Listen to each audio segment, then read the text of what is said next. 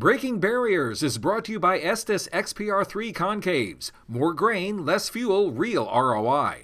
Learn how to optimize your combine at EstesPerformanceConcaves.com. And by the Dirt Podcast. Season 5 delivers expert insights on soil fertility and crop nutrition, plus weather and market trends to help you plan with confidence. Listen to the Dirt at nutrient-economics.com. Welcome to Breaking Barriers with R&D, your direct line to Randy Dowdy and David Hula, here to help fellow farmers unlock the potential in their fields. Are you looking to implement best practices that maximize ROI? You've come to the right place. Real value, real yield, real ROI. Breaking Barriers with R&D starts now. Well, welcome to another episode of Breaking Barriers with R&D. And it is always my pleasure to be on a podcast with Dowdy. And Dowdy, today I had a chance. I was doing a thing with Tyne Morgan, and we were talking about the drought. And then also on the Agri Talk, I know you were unavailable because you were, I don't know, probably 40,000 foot up in the air. But we continued that conversation about the drought. And I guess just to kind of recap what's going on here in Virginia, we haven't had a measurable rain in almost 8 weeks now. And we've had 90-degree temperatures and, just relentless winds, kind of like the March winds have been in April. And it was bad enough, Dowdy, where we actually stopped planting corn. And that's not normal for us this time of year. Usually we're like the Midwest fighting off rain. But on top of that, we had a frost this morning. So I've been getting it was the pickup had a good sheet of frost on the windshield. Between the strip till March where the residue was, that was white. It didn't look like the beans or the corn really got affected. But we did have some frost on some wheat this morning, too. So here it is, April 21st, and we're getting a frost. What do you think? Well, I think that I had a little bit of frost on my early planted corn, so I guess we both get to see how good we can do once corn comes up. The first box is checked, everything looks good, and then we get a little frost, and we have to understand the minus button was hit to some extent, and now we get to figure out how much yield we can still recover from or keep and try to capture. So it's going to be interesting, but I wouldn't wish that on you, David. Um, my signs of frost, I'm going to say damage, just the fact that it burned it a little bit really didn't show up for about 3 or 4 days.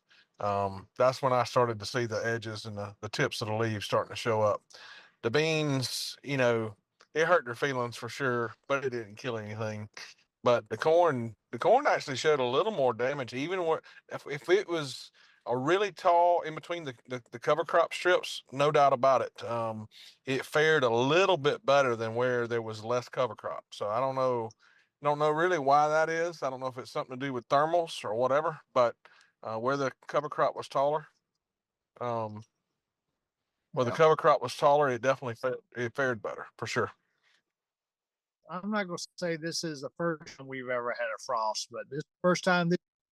I think the general consensus, I talked to Alex Harrell. He gave me this week, and I'm really wanting to know about how dry y'all are down there because I know where we are. Like I said earlier, we hadn't had measurable rain in 6-8 weeks, none really in the forecast to speak of. But I've talked to folks like Alex and people in Arkansas and the Delta, and it's just dry. So are you? You're in an area usually where it seems like it thunderstorms all the time. Yeah. You were getting it's bad dry. It's bad dry. If you look at the national map and then you look at Georgia, probably 75-80% of Georgia is in the exceptional drought. But when they show it, if you look at the deep central part of Georgia, east west, and then on the Florida line, man, that's right in my back door. It is the driest on I guess the scale that they actually measure by. It's bad. It is really dry. The dryland corners are wilting up they already look like they're about ready to smoke a cigar. Pivots are running left and right. Everybody's running pivots. You know, if I knew I wasn't gonna make a crop, um, I'd really like to have this from about 1,400 GDUs to about 2,400 GDUs because sunlight's there. We make our biggest yields always where we're controlling the moisture, as opposed to that solar radiation at a premium is a big deal.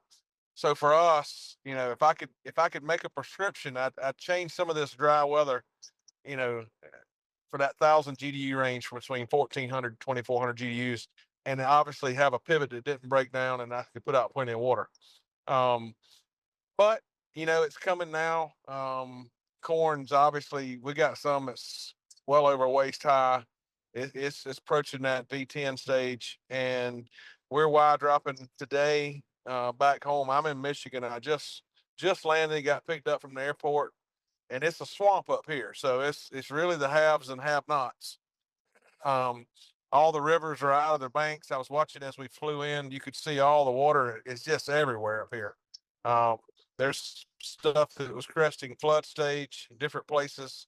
Um, just monumental water up here, and then back home, it's a desert. So it's really a just the have and have nots. Where are you at today, as to where this phenomenon of drought and just weather change is happening at extremes for sure. Well, somewhere between Georgia and Michigan, there's got to be a happy median. Somewhere's got to be in the middle. So I just don't think it always works that way. Well, Uh, I've talked to a pile of folks myself, and everybody it's all over the board. It's um, you know, I've heard a lot of people in the South and the mid South and or the East Coast is really, really dry. Um, I think I talked to some of our Delaware members, and you know, they're running hard as I understand it, and they said it's kind of ideal. So I guess Delaware got some good favorable weather. I hadn't really heard anything negative out of parts of Illinois or Iowa. Have you heard anything from there? other than Illinois being wet in a couple locations. So, the planting hadn't been going fast and furious yet. So I can only imagine they're getting wound up. They've been getting a few little showers. So I think it's kind of been, I don't want to say it's been spotty, but there have been some fronts that have gone across. So yeah, nobody's geared up. And when I was talking to Chip this morning on Agri Talk, you know, we talked about the drought and we talked about how wet it was. And I said, Chip, how come it's not reflected in the markets? And he said, well, David, we're only April 21. Let it happen, let this keep going into May 21. And then he said, you might start seeing some things like that. But just like what Barley and I've talked about, we stopped planting, we're not quite halfway, but Dowdy, I always focus on spread and risk. And I still got 3 weeks to where I'm even starting to get concerned. So I'm not, like I told Tyne this morning, I'm not worried about it. And she asked if we were changing their fertility program. And I'm like, Tyne, you only get one chance to do it right the first time. So we've created a plan, and I'm not deviating just because we're dry right now. What will deviate is what happens later on after the crop's up and throughout the growing season if we start changing. Because you mentioned your dry land corners, you're clearly not going to manage them as if they had moisture early on. And that'll be the same route we are. We're just going to give it the best start we can, and then assess it after crop comes up and see what goes on throughout the rest of the season. Oh yeah. Well, David, I'm kind of curious as to how your beans fare with this cold weather, but you grow a lot of wheat, and I know the other day you were trying to protect with scab. Um, you were spraying with a fungicide, and you said that I got to protect this wheat crop. It's awful dry. The moisture at this point is going to hurt yield, but the scab will take away. I think you said $1.50 or $2 a bushel.